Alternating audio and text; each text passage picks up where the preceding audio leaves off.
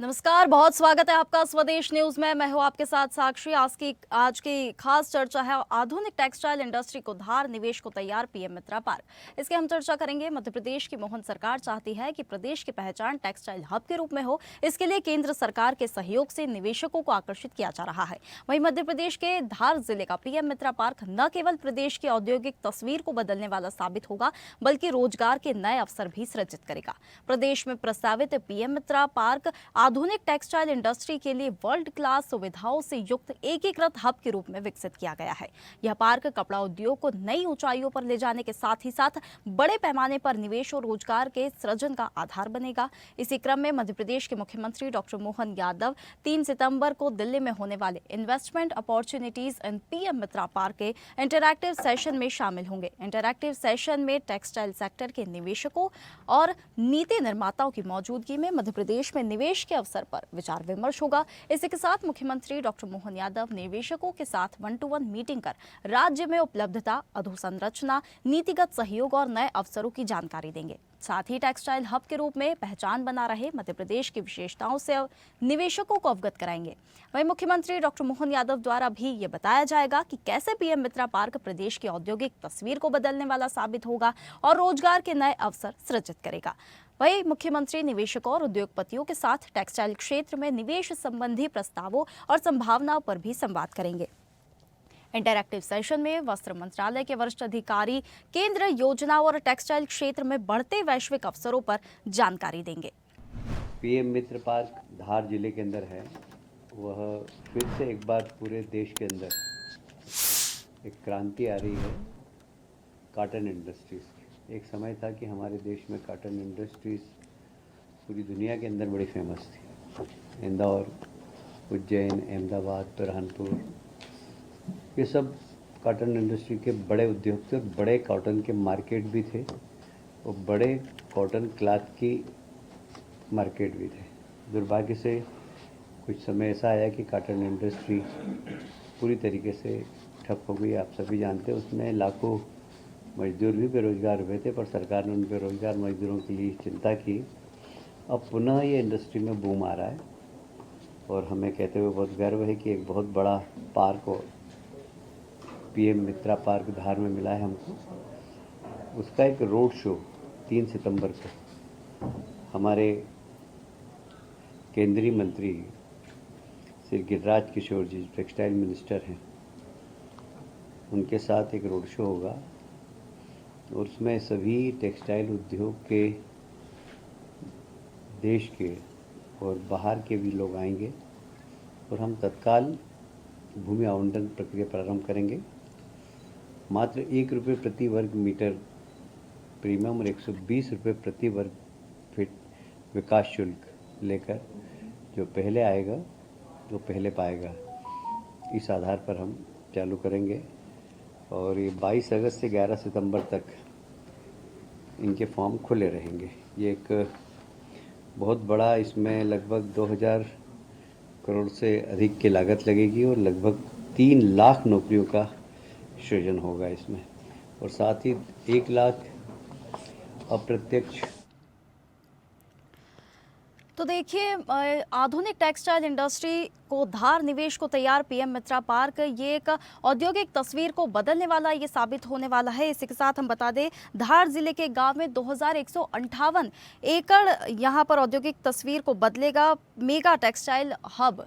ये मुख्यमंत्री का दावा किया जा रहा है। मुख्यमंत्री इसमें निवेशकों और उद्योगपतियों के साथ टेक्सटाइल क्षेत्र में निवेश संबंधी प्रस्तावों और संभावनाओं पर भी इसी दौरान संवाद करेंगे। हमारे साथ खास चर्चा में जुड़ने के लिए हमारे मेहमान जुड़ गए हैं। लेफ्टिनेंट कर्नल ईशान प्रवक्ता बीजेपी से पक्ष रखेंगे। इसी के साथ उद्योगपति दीपक भंडारी जी भी हमारे साथ खास चर्चा में जुड़ेंगे। उनके साथ वरिष्ठ पत्रकार देवदत्त दुबे जी हमारे साथ खास चर्चा में जुड़ गए। लेफ्टिनेंट कर्नल ईशान जी, मैं चर्चा की शुरुआत आपसे करना चाहूंगी।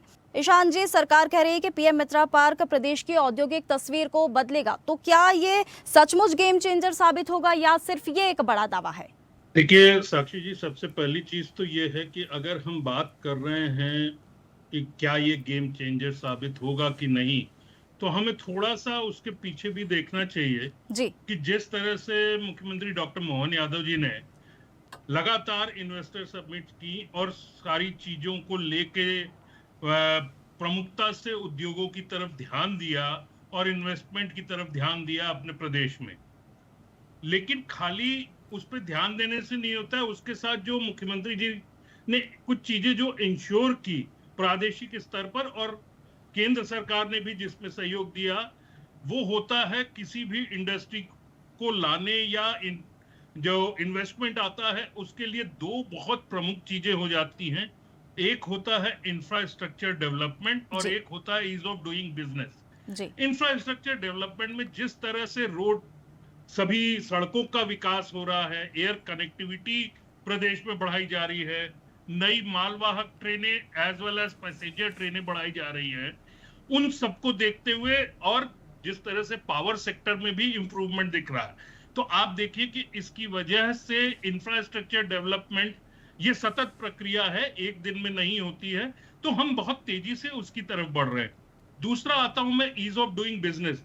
ईज ऑफ डूइंग बिजनेस में कई एमओयू साइन हुए थे और उसके बाद जिस तरह से मुख्यमंत्री जी ने और चीफ सेक्रेटरी ने उस पे जो है लगातार मॉनिटरिंग करके जल्दी से जल्दी उस चीज को किया जाए, इसकी तरफ ध्यान दिया।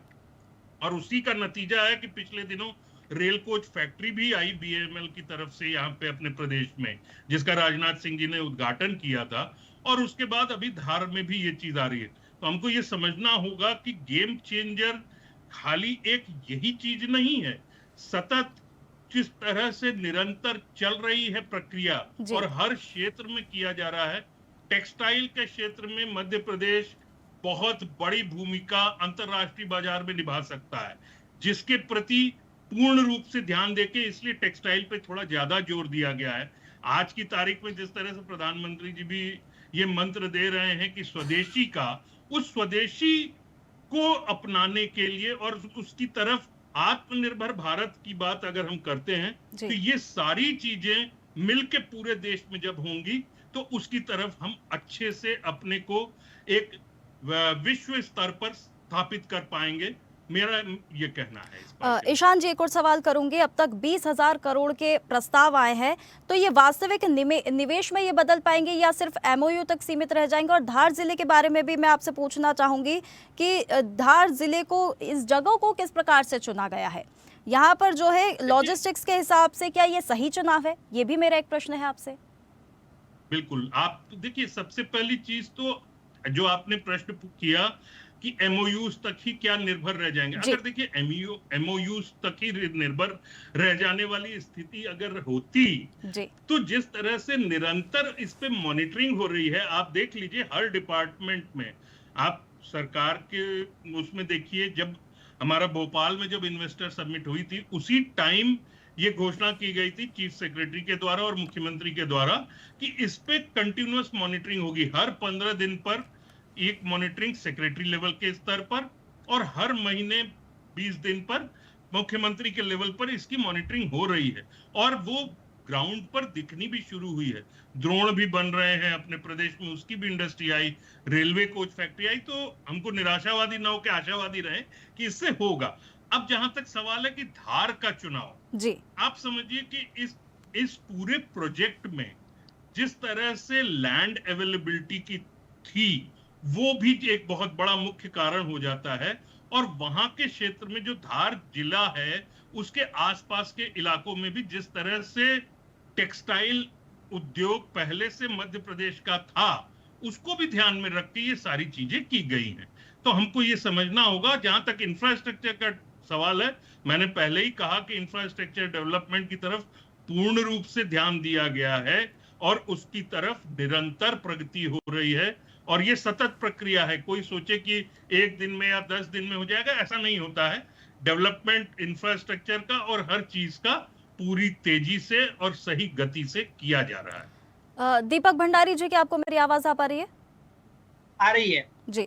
बहुत स्वागत है आपका हमारे साथ इस खास चर्चा में। दीपक भंडारी जी, मेरा एक प्रश्न ये है, सरकार कह रही है कि हजारों को यहाँ पर रोजगार मिलेगा, लेकिन क्या ये रोजगार क्वालिटी जॉब्स होंगे या अस्थायी मजदूरी वाले काम होंगे? देखिए, अस्थायी मजदूरी और क्वालिटी जॉब्स दोनों ही मिलने की संभावना है। वो जी। भी इसलिए क्योंकि आज डिफरेंट सेक्टर में मध्य प्रदेश सरकार काम कर रही है। चाहे हम टेक्सटाइल की बात करें, चाहे सेमीकंडक्टर की बात करें, चाहे सॉफ्टवेयर की बात करें। और अगर मालवा क्षेत्र में औद्योगिक हब बनाने की बात है, तो सबसे बड़ी बात ये कि मालवा का जो औद्योगिक इतिहास है वो 150 से 200 साल पुराना है। यहाँ पर होलकर राजवंश थे और उन्होंने जो उद्योग की नींव रखी थी, उसका डंका पूरे विश्व में बजता था। हमारे यहाँ पे सर सेठ हुकुमचंद साहब थे। वो जब कपास के रेट खोलते थे तो उस समय शिकागो मंडी थी, ना तो टेलीफोन था ना कुछ था। तब उनके रेट वहां पे चलते थे और वहीं से जापान और यूरोप में जाते थे। जी। तो मालवा पहले से ही उद्योग में समृद्ध है, लेकिन बीच में कालांतर में कुछ ऐसा दौर आया कि जब हम लोग रसातल में चले गए। लेकिन अगर शासन और प्रशासन दोनों अगर मन बना ले, ठान लें, तो यहाँ की पब्लिक जागरूक है। अगर सफाई में हम नंबर 1 हैं, तो उद्योगों में भी नंबर 1 हम लोग बन सकते हैं। और यह जो कोशिश चल रही है सीएम साहब की और सरकार के साथ जो भी अधिकारी जुड़े हुए हैं, उसका हम सभी उद्योगपति स्वागत इसलिए करते हैं कि विगत कई वर्षों से उद्योगों का बहुत नुकसान हुआ है, चाहे वो वैश्विक कारणों से हो या क्षेत्रीय कारणों से हो या राष्ट्रीय कारणों से हो।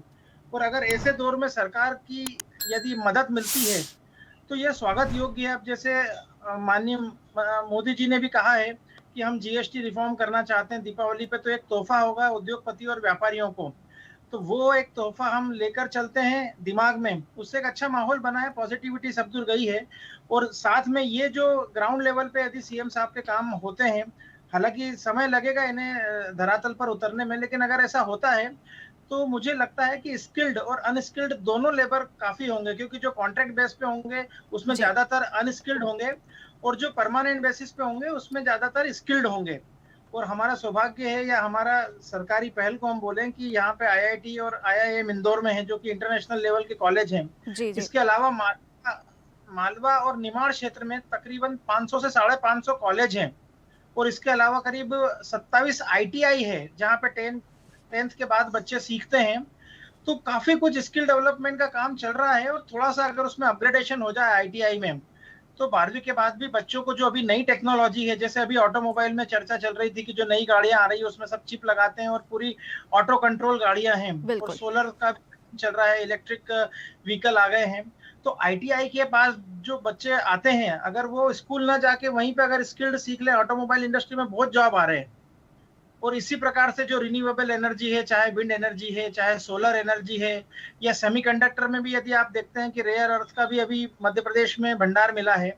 तो हालांकि एक्सप्लोरेशन में टाइम लगेगा, लेकिन उसके बावजूद एक बहुत पॉजिटिव माहौल बनता है कि जो पूरे विश्व में रेयर खनिज हैं वो हमारी मध्य प्रदेश की मिट्टी में है। तो खुशी की बात है। तो आने वाले समय में जो पीढ़ियां हैं उसको फायदा मिलेगा, और हम जो काम कर रहे हैं उससे रोजगार निर्माण होना ही है। जी। देवदत्त दुबे जी, आप मेरी आवाज सुन पा रहे हैं देवदत्त जी? हाँ, आ रही आवाज। जी, बहुत स्वागत है देवदत्त दुबे जी आपका हमारे साथ इस खास चर्चा में आप शामिल हुए। आपसे ये सवाल करना चाहूंगी, प्रदेश का स्किल डेवलपमेंट क्या इतना मजबूत है कि स्थानीय युवाओं को यहाँ पर रोजगार का वे लाभ उठा सकेंगे, पॉजिटिव उन्हें रिस्पॉन्स मिलेगा? बिल्कुल, जिस तरह से प्रयास चल रहे हैं, सरकार और मुख्यमंत्री लगातार एक के बाद एक समिट कर रहे हैं, प्रयास कर रहे हैं, तो स्किल तो अपने यहाँ मध्य प्रदेश में बहुत भरी है। मध्य प्रदेश में स्किल बहुत है। दूसरी तरफ जाए तो प्राकृतिक खनिज संपदा जमीन के अंदर बहुत है, सब कुछ है। केवल जरूरत है उसको दोहन की और ईमानदारी से प्रयासों की। और मुझे लगता है कि अब जो सरकार प्रयास शुरू किए हैं पिछले 1 वर्ष में, उनके अब धीरे धीरे परिणाम आएंगे। और स्किल तो बहुत ऐसी है कि आप क्या काम कराना चाहते वो काम करने युवा यहाँ का मौजूद, हर स्तर पर टैलेंट है। तो इसके सकारात्मक प्रयास आएंगे, ऐसी उम्मीद अपन कर सकते हैं। जी जी। ईशान जी, क्या आप देवदत्त दुबे जी की बात से सहमत है? आप इस चीज को कैसे देखते हैं? देखिए साक्षी जी, सबसे बड़ी चीज, चाहे दीपक जी हो चाहे देवदत्त जी ने, दोनों ने ही जो चीज कही जी। कि हमारे यहाँ खनिज का भंडार है और बाकी सारे नेचुरल रिसोर्सेज का भंडार है। बिल्कुल। साथ में मैं एक चीज और कहूंगा, जो आप दोनों भी कह रहे थे कि हमारे प्रदेश में भी स्किल का भंडार है। हम बात कर रहे हैं उसको और ज्यादा निखारने की, डेवलप करने की। हम स्किल क्रिएशन की बात नहीं कर रहे हैं, हम स्किल डेवलपमेंट की बात कर रहे हैं। हमारे प्रदेश के युवा बाकी प्रदेशों में जाके या बाकी देशों में जाके भी तो काम कर रहे हैं और बिल्कुल। इतना अच्छा काम कर रहे जी। हैं, विदेशों में जाके अपनी कंपनी स्टार्ट कर रहे हैं। तो वो मध्य प्रदेश से निकले हुए ही युवा हैं। तो हमको ये जिस तरह से सरकार आज की तारीख में हम लोग प्रयास कर रहे हैं कि जो स्किल है हमारे प्रदेश का स्किल को हम इस स्तर का डेवलप कर दें कि वो प्रदेश में ही रह के हर तरह से प्रदेश की प्रगति के लिए और अपनी खुद की भी उन्नति के लिए कार्य कर सके। तो मैं पूर्ण रूप से सहमत हूं देवदत्त जी और दीपक जी दोनों की बात से कि स्किल डेवलपमेंट का जो चल रहा है आज की तारीख में धरातल पर भी दिख रहा है और सरकार की तरफ से मेहनत भी की जा रही है। थोड़ा समय लगेगा लेकिन ये चीज जरूर आपको धरातल पर परिलक्षित होती दिखेगी। देवदत्त दुबे जी, मैं आपसे पूछना चाहूंगी, इसमें केंद्र सरकार और राज्य सरकार की भूमिका इस पीएम मित्रा पार्क इस परियोजना में मैं आपके पूछना चाहूंगी पूरी तरह से। क्या क्या क्या यह पार्क किस पीपीपी मॉडल पर बनाया जा रहा है और केंद्र और राज्य सरकार की यहाँ पे किस प्रकार की भूमिका है, ये आप मुझे थोड़ा सा आप समझाने का प्रयास करें। जी, जिस तरह से केंद्र और राज्य सरकारें प्रयास कर रही हैं जी नए नए प्रयोग हो रहे हैं, एक तरह से ये कह सकते हैं कि सरकार की जो दृढ़ इच्छा शक्ति है उस दिशा में ये पार्क बहुत उस दिशा में बढ़ेगा आगे, क्योंकि इसके माध्यम से जो भी है कि जो दिल्ली में होती हैं invest opportunity in PM Mitra park के माध्यम से इंटरेक्टिव सेशन में जो शामिल होते हैं मुख्यमंत्री, उनका जो टेक्सटाइल वाला मुलाकात हुई थी गिरिराज मंत्री जी से, तो इस सेक्टर में निवेशकों और नीति निर्माताओं की यदि मैं जो बार बार बात कहता हूँ ईमानदारी कोशिश हो तो वाकई में इसके बहुत अच्छे रिजल्ट आएंगे और टेक्सटाइल की हब के रूप में पहचान जो मध्य प्रदेश की बनेगी वो बहुत उपयोगी रही मध्य प्रदेश के लिए। और इस तरह से मित्रा पार्क प्रदेश की औद्योगिक तस्वीर को बदलने वाले हम उम्मीद कर रहे हैं, तो वो साबित हो जाएगा, रोजगार के नए अवसर सृजित होंगे। और इस तरह से जो प्रयास है मुख्यमंत्री के, केंद्र सरकार के, राज्य सरकार के निवेश संबंधी प्रस्तावों पर जो संभावनाएं हुई हैं, संवाद हुए हैं, तो वो यथार्थ धरातल पर उतरेंगे। और ये पूरा डिपेंड करता है क्योंकि प्रयास और बातें बहुत सालों से सुन रहे हैं हम सब, लेकिन जमीन पे जब तक ये हकीकत में नहीं उतरेंगे और उसके लिए ईमानदार प्रयासों की कोशिश है, जैसा अभी लग रहा है कि बहुत शिद्दत के साथ सरकार और मुख्यमंत्री लगे हुए हैं, तो ये तो मित्र पार्क की सौगात युवाओं के लिए एक तरह से मैं कहता हूँ कि कपड़ा उद्योग नए युग की शुरुआत जैसी मानी जाएगी और उसके सकारात्मक परिणाम आएंगे। दीपक भंडारी जी, मैं आपसे प्रश्न करना चाहूंगी, दिल्ली में मुख्यमंत्री निवेशकों और उद्योगपतियों के साथ टेक्सटाइल क्षेत्र में निवेश संबंधी प्रस्तावों को संवाद करेंगे, उसे लेकर संभावनाएं और क्या क्या इसमें जताई गई है, और आप किसे देखते हैं जो मीटिंग्स वो लेंगे, निवेश संबंधी जो प्रस्ताव लेकर आएंगे, मुख्यमंत्री विकास की ओर लगातार बढ़ते जा रहे हैं, हम देख रहे हैं किस प्रकार से वो नई नई विकास की योजनाएं लेकर आ रहे हैं और लोगों को इसका सीधा सीधा लाभ पहुंच रहा है, इसको आप कैसे देखते हैं? मैं इसको बहुत पॉजिटिविटी से देख रहा हूँ क्योंकि मध्य प्रदेश में टेक्सटाइल का काफी काम हुआ था। आज भी मालवा क्षेत्र में टेक्सटाइल की काफी बड़ी बड़ी औद्योगिक इकाइयां हैं, उसमें से ज्यादातर मेरे मित्र ही हैं जो टेक्सटाइल इंडस्ट्री में हैं जी। और देश का पहला टेक्सटाइल एसोसिएशन भी इंदौर में ही बनाया गया था और जिसे आदित्य बिरला ग्रुप के जो पितृ पुरुष माने जाते हैं घनश्याम दास जी बिरला ने बनाया था। जब उन्होंने नागदा में ग्रेसिम इंडस्ट्रीज की शुरुआत की थी और उसी समय महात्मा गांधी यहाँ पर आए थे हमारे बापू, और उन्होंने यहाँ पर हिंदी साहित्य समिति का और टेक्सटाइल भवन का दोनों का यहाँ पे ऑफिस भी बनाया और एक टेक्सटाइल एसोसिएशन की नींव रखी। तो जब इतना समृद्ध टेक्सटाइल का इतिहास है तो वर्तमान परिप्रेक्ष्य में हम कह सकते हैं कि जो कि साउथ इंडिया के कुछ शहर हैं जो टेक्सटाइल के हब बन गए हैं, या हम लुधियाना की बात करें जो कि पंजाब में टेक्सटाइल का हब माना जाता है और आज भी पूरे देश में या विदेशों में भी टेक्सटाइल का बहुत एक्सपोर्ट होता है जी।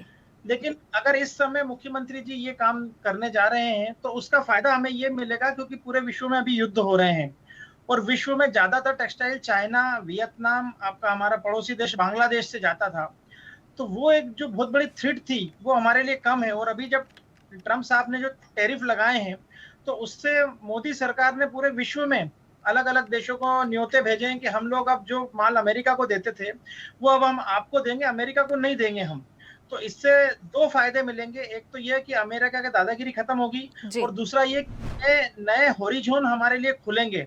आज जो सूक्ष्म मध्यम और लघु उद्योगपति हैं वो हर जगह एक्सेस नहीं कर पाते हैं, लेकिन यदि सरकार उन्हें सीधी पहुंच देगी तो हमारे उत्पादों को पूरे विश्व के मतलब नॉर्थ पोल से साउथ पोल हम बोलें, हर देश में हम लोग पहुंचा सकते हैं। तो एक बहुत अच्छी अपॉर्चुनिटी है और यदि इस अपॉर्चुनिटी को सही समय पे हमने पूरी ताकत के साथ भुना लिया तो मध्य प्रदेश का औद्योगिक विकास इतनी तेजी से होगा कि इंडिया के जितने भी राज्य हैं उन सब में एक अलग पहचान बनेगी और हम फोर फ्रंट पे आ जाएंगे। दीपक भंडारी जी, ये पार्क जो है ये दावा कर रहा है कि कपड़ा उद्योग को नई ऊंचाइयों पर ले जाने के साथ साथ बड़े पैमाने पर निवेश और रोजगार सृजन का आधार बनेगा। तो इसे ग्रामीण इलाकों और खास करके धार और आसपास के लोगों को इसका सीधा लाभ कैसे मिलेगा? सीधा लाभ देखिए, मैं बोल सकता हूँ कि सीधा लाभ मिलेगा। धार का जो एरिया है वो ट्राइबल बेल्ट है जी। और वो बहुत बड़ा एरिया है। आज अगर इंदौर जिला हम माने तो हमारे जिले से भी बड़ा धार का जिला है जी। और वहां पर विकास जो भी हुआ है वो इंदौर की वजह से हुआ है, क्योंकि वहां पर विकास की रफ्तार धीमी थी। जी।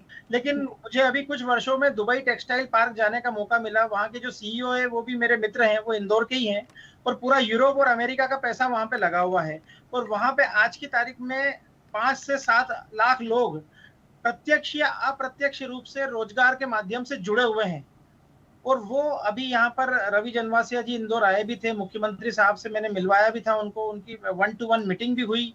और जब इतना बड़ा टेक्सटाइल पार्क दुबई बना सकता है जो कि एक सिर्फ शहर है, तो हम तो पूरा प्रदेश लिए बैठे हैं, हमारे पास तो जमीन की कमी नहीं है, तो बिल्कुल। हम तो उससे कई गुना ज्यादा काम कर सकते हैं। सिर्फ कनेक्टिविटी देना जरूरी है, एयर कनेक्टिविटी। यदि इंदौर में मैं हमेशा बोलता हूँ कि इंदौर को ट्रांजिट का हब बनाया जाए, यहाँ पर एक पर्यटन का वीजा 4 दिन का दिया जाए, तो पूरे देश के विदेश के सारे इन्वेस्टर यहाँ पर आएंगे, घूमेंगे, पैसा भी खर्च करेंगे और उसके बाद फिर इंडस्ट्री में पैसा लगाएंगे भी, सही इन्वेस्टमेंट भी करेंगे। जी। ईशान जी, मैं आपसे सवाल लेना चाहूंगी आखिरी कि महिला सशक्तिकरण को लेकर भी सरकार लगातार योजनाएं ला रही है और लगातार काम कर रही है। वहीं इस पार्क की वजह से महिला सशक्तिकरण को किस प्रकार से बढ़ावा मिलेगा और श्रमिकों के लिए, महिला श्रमिकों के लिए विशेष क्या सुविधाएं होंगी, कैसे वे इसका लाभ उठा पाएंगे? देखिए, सबसे पहली चीज तो ये जो शुरू किया गया पीएम मित्रा पार्क जी। ये पूरे देश में 7 जगह चुनी गई और जिन पे कि ये शुरू किया गया है। तमिलनाडु, कर्नाटक, हर जगह, आंध्र प्रदेश में, गुजरात में, महाराष्ट्र में और मध्य प्रदेश में। इसमें सबसे पहली चीज जो ध्यान में रखी गई कि कपास की उपलब्धता और साथ में वर्क फोर्स भी उसमें जो उपलब्ध होगी। तो ये समझिए कि इसमें 5F को ध्यान में रखा गया, जिसका मतलब है कि farm to fibre, fibre to factory और factory to fashion and fashion to foreign. इन चीजों को ध्यान में रखा गया। आप ये देखिए कि जहां तक आप बात कर रही हैं, और इसमें और भी चीजें थी कि मध्य प्रदेश मतलब राज्य सरकार उसमें जमीन की उपलब्धता कराएगी और जो बेसिक नेसेसिटीज होती हैं वो देगी, और केंद्र सरकार उसमें पॉलिसी मेकिंग और फंड्स के बारे में केंद्र सरकार की जिम्मेदारी हो जाती है। अब मैं आता हूं आपके प्रश्न पर कि किस तरह से ये इस चीज को महिला सशक्तिकरण की बात। आप देखिए मध्य प्रदेश में जिस तरह से जो हथकरघा उद्योग रहा है शुरू से, और जो टेक्सटाइल इंडस्ट्री में जो स्किल्ड वर्क फोर्स जो महिलाओं के बीच है, वो चीज उस तरह से उनको वो बाजार नहीं मिल पाया, जो कि कारण उसके जो दीपक जी ने सूक्ष्म में अभी कारण बताए थे, लॉजिस्टिक्स की चीज है, एयर कनेक्टिविटी की चीज है और उस तरह की चीजों की वजह से। तो ये जो पार्क है, आप ये समझिए कि 7 जगहों को चुना गया है एक इन 5F को ध्यान में रख के। और टारगेट क्या है? टारगेट है देश में बना हुआ जो वस्त्र हैं, सारी टेक्सटाइल्स हैं, वो पूरे विश्व में पहुंचे। आज की तारीख में बांग्लादेश सबसे ज्यादा एक्सपोर्ट कर रहा है टेक्सटाइल को, लेकिन जिस तरह से हमारे पास रिसोर्सेज की उपलब्धता है, स्किल्ड लेबर फोर्स की उपलब्धता है, उसको हम और बेहतर तरीके से विदेशी मार्केट तक पहुंचा पाए, और जिससे कि सभी राज्यों का भी और उन लोगों का भी जो उस क्षेत्र से जुड़ रहे हैं, जो उस उद्योग से जुड़ रहे हैं, उन सभी का विकास जी हो। जी बिल्कुल। बहुत धन्यवाद लेफ्टिनेंट कर्नल ईशान जी, आपका हमारे साथ इस खास चर्चा में जुड़ने के लिए। आपका भी बहुत धन्यवाद भंडारी जी, हमारे साथ इस खास चर्चा में जुड़ने के लिए। और आपका भी बहुत धन्यवाद देवदत्त दुबे जी, हमारे साथ इस खास चर्चा में जुड़ने के लिए। तो देखिए, आधुनिक टेक्सटाइल इंडस्ट्री को उधार, निवेश को तैयार, पीएम मित्रा पार्क ये दावा कर रहा है। और मध्य प्रदेश की मोहन सरकार भी ये चाहती है कि प्रदेश की पहचान टेक्सटाइल हब के रूप में हो। इसके लिए केंद्र सरकार के सहयोग से निवेशकों को आकर्षित किया जा रहा है। वहीं इसी के साथ प्रदेश को औद्योगिक मानचित्र पर किस तरह से ये जो बनाया जा रहा हब किस प्रकार से लेकर जाएगा, या सिर्फ ये दावों तक सीमित रह जाएगा, ये तो आने वाला वक्त ही बताएगा। फिलहाल स्वदेश न्यूज में आप खबरों के लिए हमेशा बने रहिए और देखते रहिए स्वदेश न्यूज, सबसे पहले देश। ताज़ा खबरों के लिए लाइक, फॉलो और यूट्यूब पर सब्सक्राइब कर बेल आइकन दबाएं। साथ ही हर अपडेट के लिए विजिट करें स्वदेशलाइव.com।